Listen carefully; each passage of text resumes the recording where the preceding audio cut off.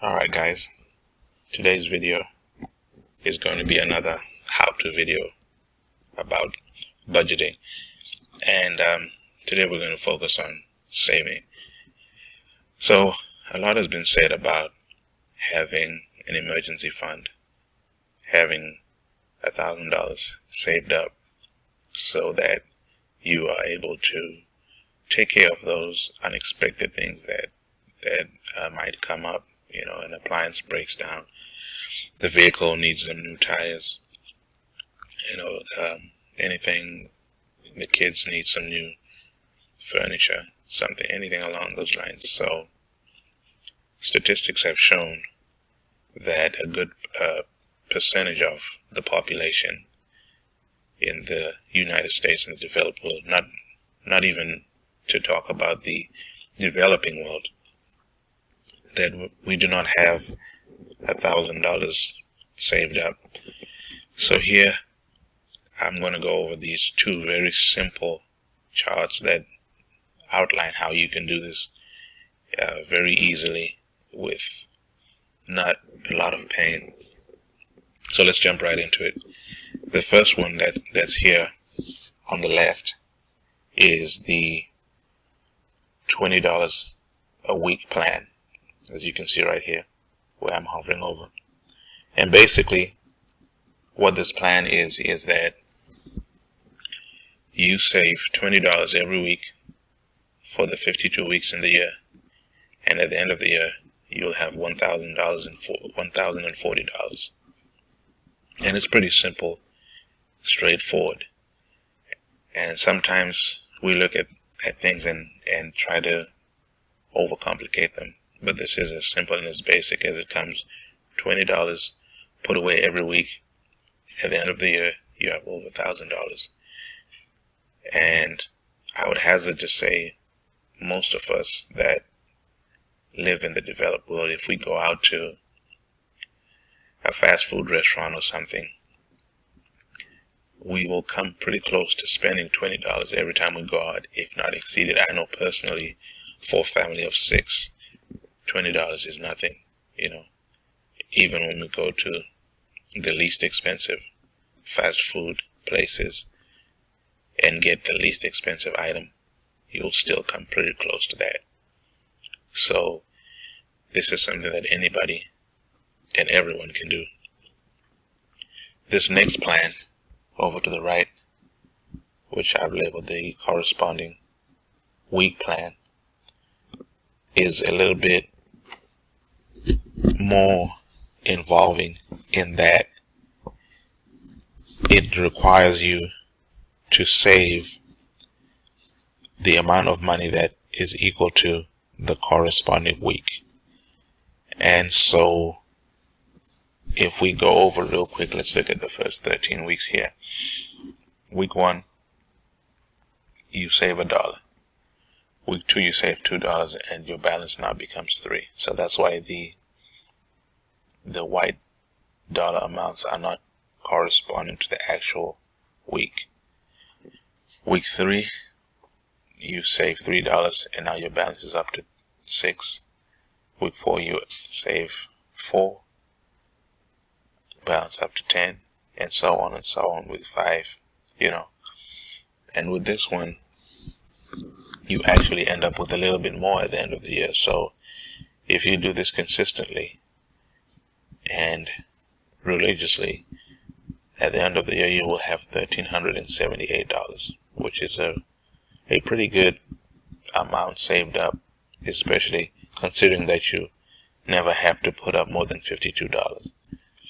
Now, when you look at the corresponding week plan, personally, if I was to implement this method, I would reverse the weeks.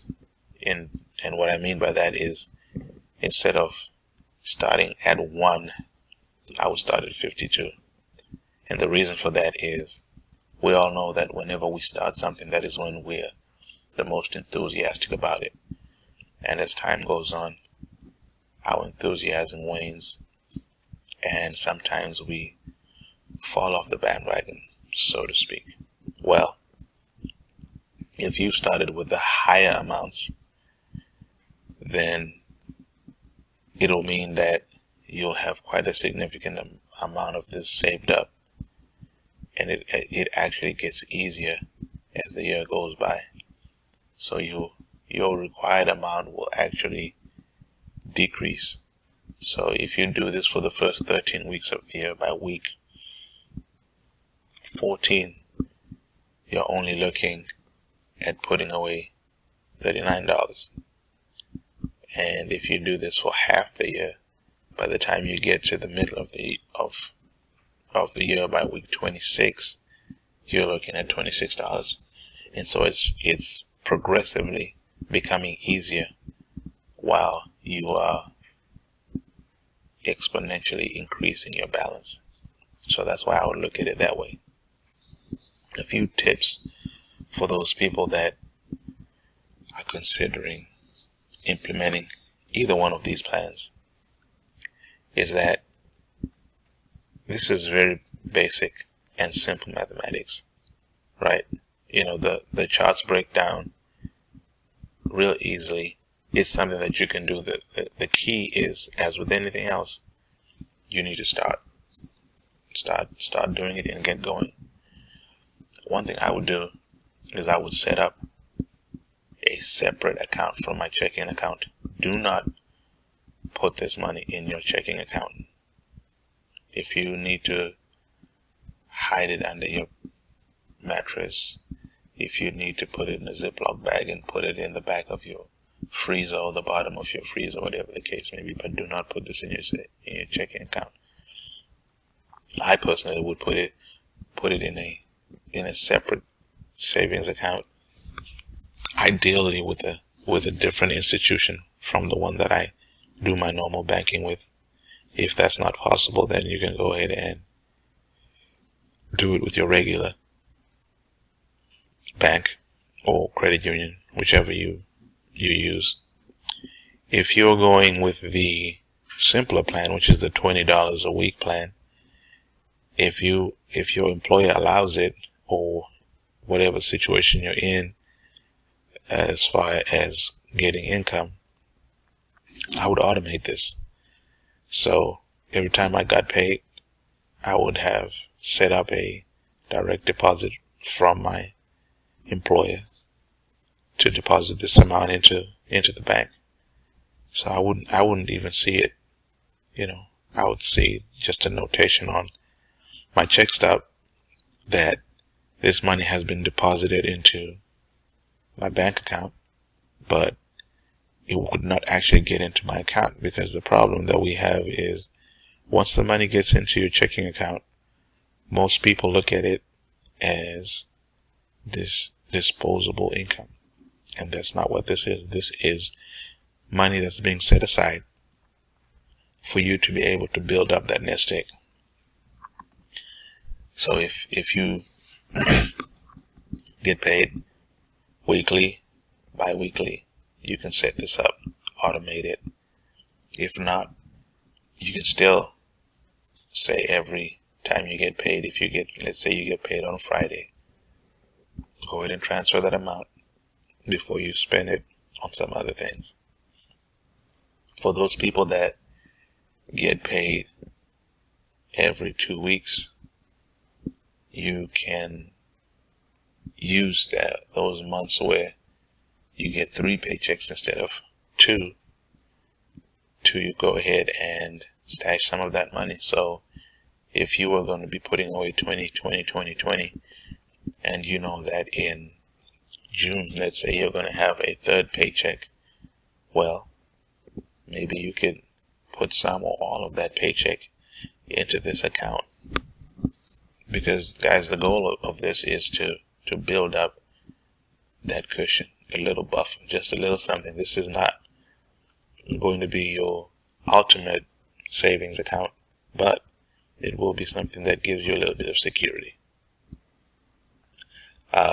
A quick and easy way that you may look at to be able to say, well, you may say, you know what, I don't even have this money to put away, which, if we're all being honest, we have the money to put away.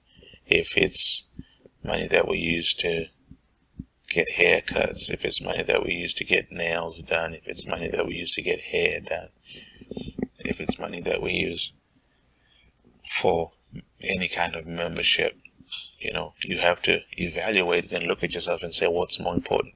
Is it more important for me to look fly, or is it more important for me to have a little buffer, right? One thing that is an easy thing that you can do is, well, look at your check and see how much withholdings you actually have. What most of us do is we limit the withholdings from our paycheck so that we can get a nice income tax return at the end of the year. Well, you can tweak your withholdings so that you get a little bit extra on your paycheck. And when you get that little bit extra, go ahead and put it in that account. If you know that your employer gives you raises or bonuses consistently, maybe that's one thing you may want to look at. Take some of that bonus, some of that raise, and allocate it to this, because this is going to be the basis for you to start to develop that mindset of saving, and also to be able to start having a little bit of financial security and financial freedom. So once again, guys, I thank you for taking the time to watch these videos. I know that your time is valuable, so I don't take it lightly. If you have any comments, concerns, questions, issues, go ahead and leave them in the comment box below. If you have anything that you would like me to go over to speak on, then I'll be glad to look at it and see what I can do. Once again, remember that the borrower is slave to the lender, and our goal is to become financially free and financially independent, and also to set ourselves up for generations to come. So until next time, guys have a good day, and talk to you later.